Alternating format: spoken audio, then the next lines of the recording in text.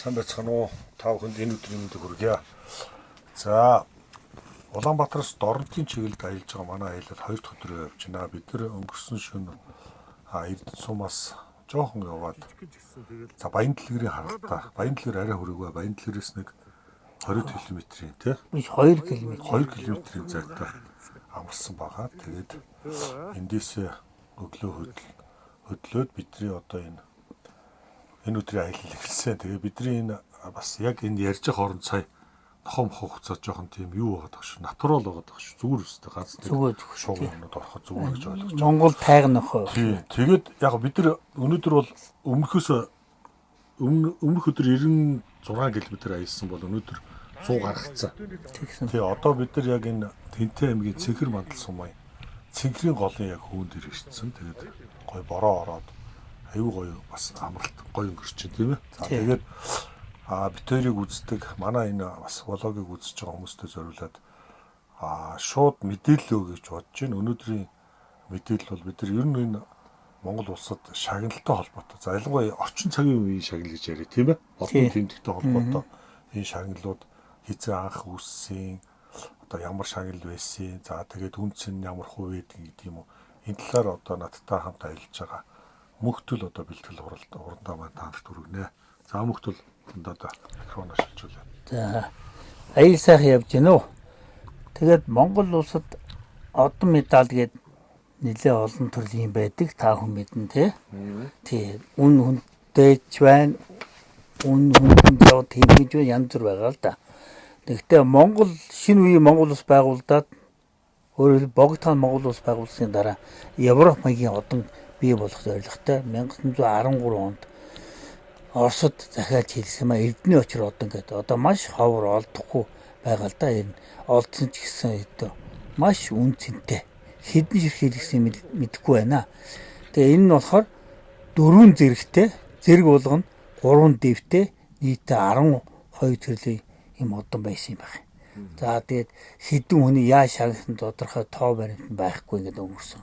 За ардын хувьсгал ясны дараа одоо шинэ Монгол улс байгуулсны дараа 1926 онд анхны одоо орчин үеийн гэж хэлэх одонгууд бий болсон. Энэ нь болохоор анхных нь болохоор Байлдааны гавьяаны Улаантгийн одон, Бичгийн гавьяаны одон гэсэн хоёр төрлийн одон бий болсон. 1918 30 км цаг хугацаа явж шүү.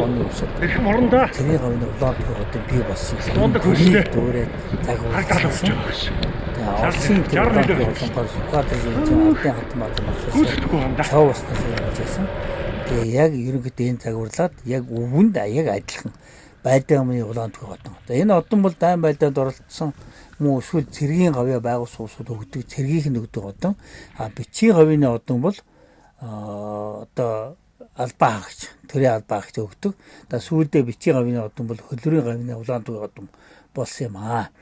За 26 онд авсан энэ одон Байлдааны гавьяаны Улаантгийн одон бол 1 2 3 4 гэсэн 4 зэрэгэлтэй.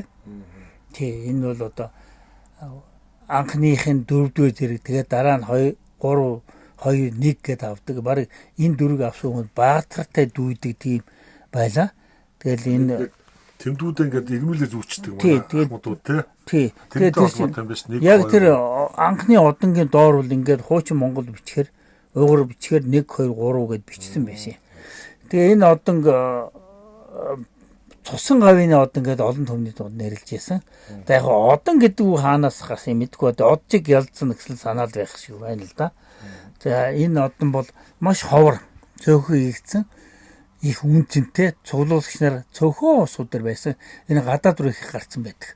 За ойролцоогоор ямар үгүй бас сонир байж байна. Гэхдээ ер нь миний одоогоос 6-7 жилийн өмнө 33 дугаартай Байлдааны Улаантгийн одон 26 оных 50 сая төгрөг зарагдчихсан юм. Зөв. За дараа нь яг Монгол маягийн агуулгатай одон бол одоо бид хүн мэднэ Алтан гац одон. Үлзий хийтэй тийм ээ одоо. Гэхдээ энэ одон 1936 онд хийгдсэн. Ер нь бол тэгээд энэ одон хийдэг газар манайх нэг Оросын одооны Оросын холбооны улс буюу хуучин Зөв Сосын бүгд холбоос тэрнээс өмнө хаан засгийн үед байсан Маньядны даваар гэдэг газар хийлгдэг байсан. Энэ одон үйлдвэрлэдэг юм Тэгээд Үйлдвэрх нэр юм уу тий? тийм монетны даваар гэдэг.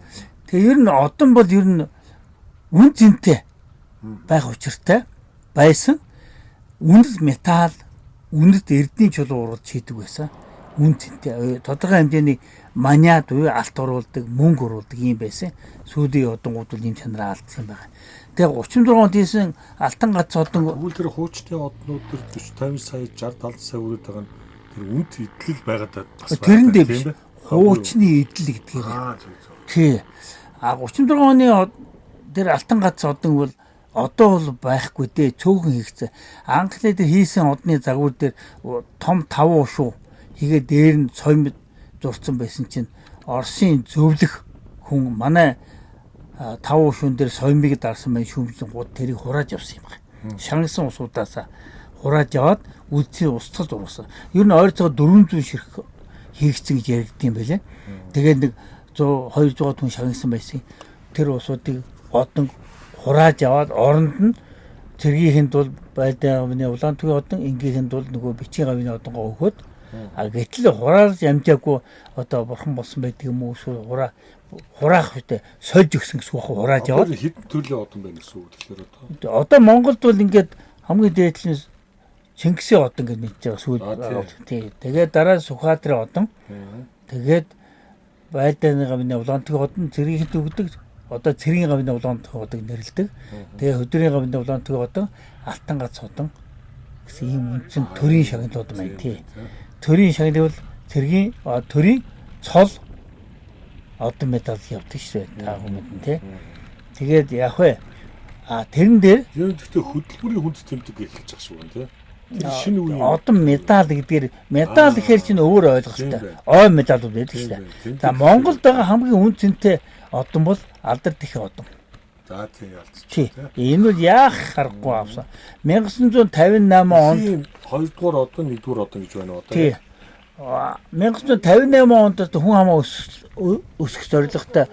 Тэгээд монголчууд чинь 58 онд чинь сая орчим хүнтэй байсан. Ер нь Монгол улс хүн хамаа өсгөж хөгжин дэвшин гэдгийг ойлгосон. Тэгээд ардын хурлын 59 оны Монгол улсын эдийн засгийн төлөв байдлыг төсөвдөр Алдар Тэхийн одон хийлгэхээр шагнахаар ардын хурлын зарлиг гарсан 59 оноос олгож эхэлсэн байгаа байхгүй юу. Тэгээд айл болгоныг одоо энэ хоёлоо нэг пауз аваад энийг хөөсөн залуу тий. Лаг тоглосон сууж машин идэрсэн тий. Өөрөөх мөртрөө өөрөө жижиг яг адилхан машинтай адилхан тоглоом машин өдөрлөхтэй тоглоом машин тавьсан тоглоо сууж байгаа байхгүй. Ямар ч тийм баачаар ордоод байгаа юм. тэгээ ямар гутарсан шинжгүй зовсон шинжгүй тийм ээ. Тий. Сэлбэг захиацаа хотоос ирнэ сууж байгаа. Тэгсэн мөртөө энэ тоглоом сууж байгаа. Хөвгөлтэй залуу байсан ба. Буцаж яваа юм уу? За тэгээд бидээс байгаа. Алдар Тэхийн одон бол тэгэд 50 оноос олгож ирсэн. За тухайн үед бол 8 хүүхэд гаргасан их хүнд нэгдүгээр Алдар Тэхийн нэгдүгээр одон. 6 хүүхэд гаргасан эхийг 2-р одон шагнадаг байсан. Одоо бол ингээ 6 гаргуул нэгдүгээр одон 4-ийг гаргуул 2-ыг олгодог болсон байгаа баха тийм ээ. Тэгээ тэр мөнгө хүүхдийн доорж ил нэг хүүхэд нь 100 төгрөг гэж дагалдуулж өгдөг байсан. Одоо танд 1 минут 39 секунд биш. Тий. Ерөнхийдөө базаад нэг хаачаа. Тий. Тэгээд энэ одон бол хамгийн үн цэнтэй одон байхгүй юу? Тийм байна. Тий.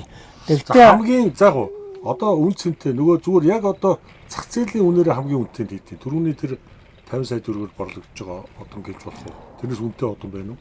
Тэр нөгөө алтан гац одон чинь.